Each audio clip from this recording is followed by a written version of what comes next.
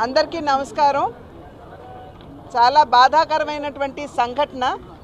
కల్తీ పాలు తాగినటువంటి సందర్భంలో చాలామంది ఆరోగ్యం దెబ్బతింటం మాత్రమే కాకుండా 4-5 చనిపోవటం కూడా జరిగినటువంటి సంఘటన.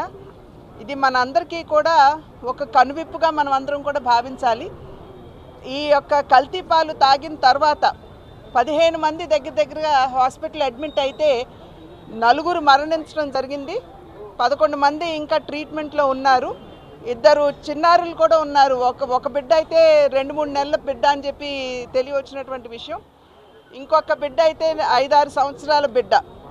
వారిరువురు కూడా అక్కడ రెయిన్బో హాస్పిటల్లో ఉన్నారు. మిగిలిన వారు ఇక్కడ కిమ్స్ హాస్పిటల్లో వైద్య సౌకర్యం సహకారం వాళ్ళు అందుకుంటున్నటువంటి నేపథ్యం. అంటే ఒక రకంగా కల్తీ పాలంటే ఈ గణేష్ అనేటువంటి వ్యక్తి ఎవరైతే పాలు అందరికీ పోస్తూ ఉంటాడు, అతను స్వయంగా గొడ్లని ఆవుని పెట్టుకోవటం కాకుండా 42 మంది రైతుల దగ్గర నుండి పాల సేకరణ చేసి రోజుకి 120 లీటర్లు ఈ ఇళ్ళకి పోస్తూ ఉంటారు. 106 ఇళ్ళకి పోస్తూ ఉంటాడు. ఆ సందర్భంలో అతను ఏదైతే రాత్రి సేకరించిన పాలు డీప్ ఫ్రీజర్లో అంటే చిల్లింగ్ కోసం అని చెప్పి చల్లగా ఉండాలి, పాడవకూడదు అనేటువంటి ఆలోచనతో చిల్లర్లో ఏదైతే ఈ పాలు అతను నిల్వ చేస్తూ ఉంటాడో దాని నుండి అక్కడ చిల్లింగ్ కెమికల్ లీక్ అయినటువంటి సందర్భంలో ఇథిలీన్ గ్లైకాల్ అనేటువంటి ఈ కెమికల్ లీక్ అయ్యి పాలల్లో కలిసిపోయి కల్తీ అయినటువంటి నేపథ్యం. 15వ తారీఖున అందరూ కూడా అతనికి కంప్లైంట్ చేశారు. పాలల్లో టేస్ట్లో మార్పు వచ్చింది, చేదుగా ఉన్నది అనేటువంటి విషయం అతనికి తెలియజేశారు. కానీ అతను కూడా ఇది ఎక్స్పెక్ట్ చేయలేదేమో, ఏదో గొడ్లకి బాగాలేదు అనేటువంటి ఒక నెపంతో ఈ పాలను అందరికీ పోయటం అనేది కొనసాగించాడు. ఆ సందర్భంలో మీరు చూసినట్లయితే చాలా వరకు 60 సంవత్సరాలు పైబడినటువంటి వారు, అదేవిధంగా 5 సంవత్సరాలు లోబడినటువంటి పిల్లలకి బాగా దీని యొక్క ఎఫెక్ట్ కనబడటం జరిగింది. ఇది అందులోనూ డయాబెటీస్, హైపర్ టెన్షన్ ఎక్కువ ఉన్నటువంటి అంటే మధుమేహం మరియు హైపర్ టెన్షన్ ఎక్కువ ఉన్నటువంటి వారి మీద ప్రభావం మరింతగా చూపడం జరిగింది. ఇప్పుడే మేము లోపలికి వెళ్ళి ఐసీయూలో కూడా ఉన్నటువంటి వారందరినీ కూడా చూసి వారి కుటుంబ సభ్యుల్ని పరామర్శించి రావడం జరిగింది. వారందరూ కూడా నిర్ధారించినటువంటి విషయం ఇదే. అంటే నిపుణులు చెప్పేటువంటి విషయం ఏదైతే ఉందో, ఈ ఇథిలీన్ గ్లైకాల్ అనేటువంటి ఈ కెమికల్ సాధారణంగా వయసు పైబడినటువంటి వారికి, మధుమేహం ఎక్కువగా ఉన్నటువంటి వారికి ఎఫెక్ట్ అవుతుందని చెప్పి నిపుణులు కూడా నిర్ధారించినటువంటి అంశం.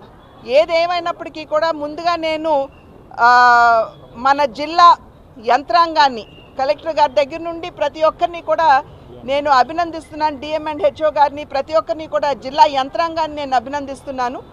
ఎందుకంటే మొన్న రాత్రి నాకు తెలిసినప్పుడు కీర్తి గారికి, కలెక్టర్ గారికి ఫోన్ చేసి నేను మొన్న రాత్రి వారితో మాట్లాడటం జరిగింది. మాట్లాడినప్పుడే వారు మొత్తం కూడా వారు తెలియజేశారు ఏ విధంగా జిల్లా యంత్రాంగం స్పందించింది.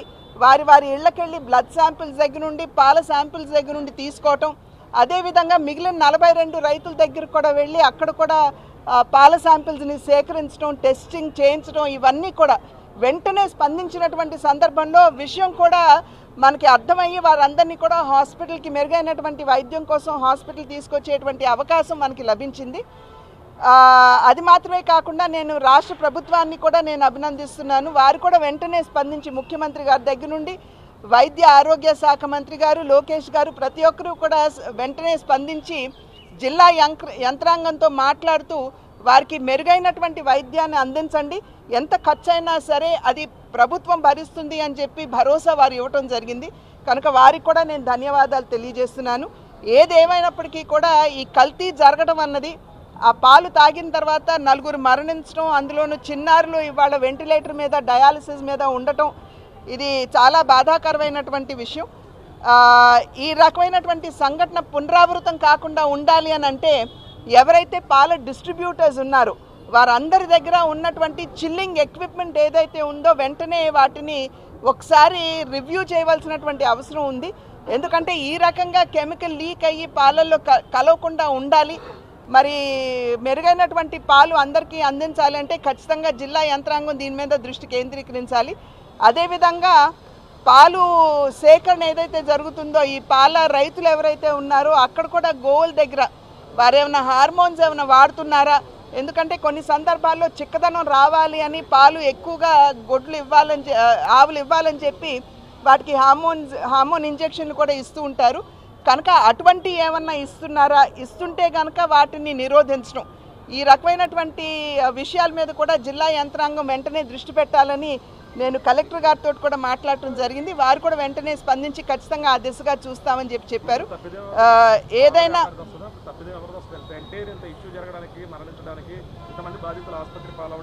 ఇవాళ ఆల్రెడీ మీరు చూసినట్లయితే పాల వ్యాపారిని అరెస్ట్ చేయడం జరిగింది.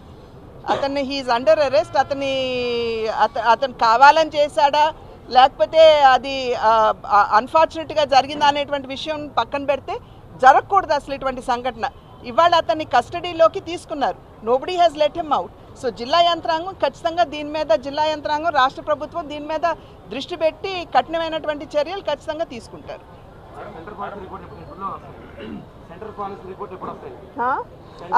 ఆల్రెడీ కొంత వచ్చేసింది. ఇక్కడ చేసినటువంటి పరీక్షలు కొన్ని వచ్చాయి. 293 శాంపిల్స్ అనుకుంటాను తీసినట్లయితే, దగ్గర 280 శాంపిల్స్ అనుకుంటాను. 293 తీసుకుంటే 241 మనకి ఆల్రెడీ అందరి దగ్గర కలెక్ట్ చేసినటువంటి శాంపిల్స్ రిపోర్ట్స్ వచ్చాయి. వారిలో అంత ఇబ్బందికరమైనటువంటి పరిస్థితి లేదు అనేది మనకి తేటతెల్లమైంది. మిగతావి త్వరలో